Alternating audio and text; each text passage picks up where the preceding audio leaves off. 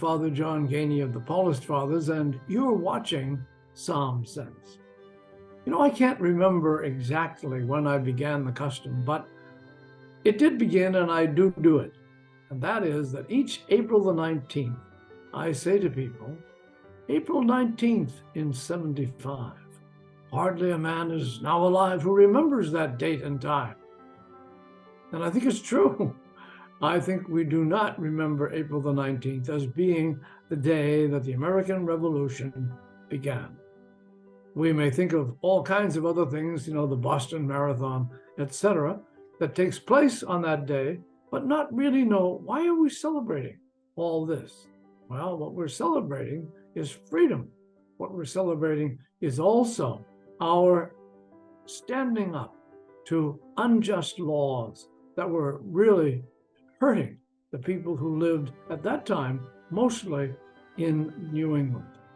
So April 19th in 75, that was the day that the war really began.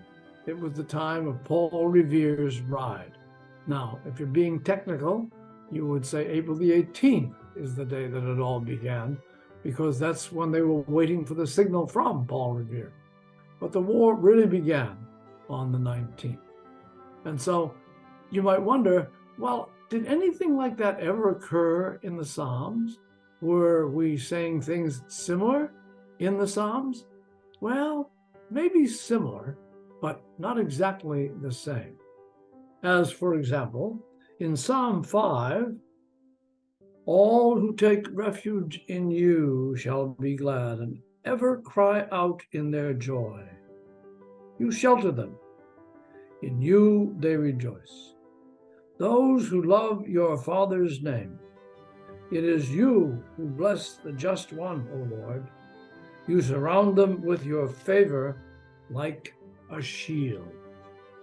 And so the psalmist is telling us that God, like a shield, guards us if we are willing to allow him to be sure that what we value in freedom takes place in our lives.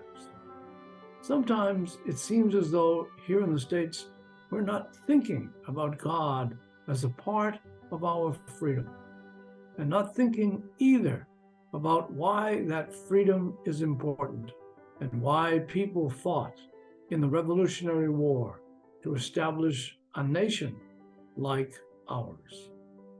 And I wondered, is there a place in Psalm 5 that says exactly what we're wishing it would?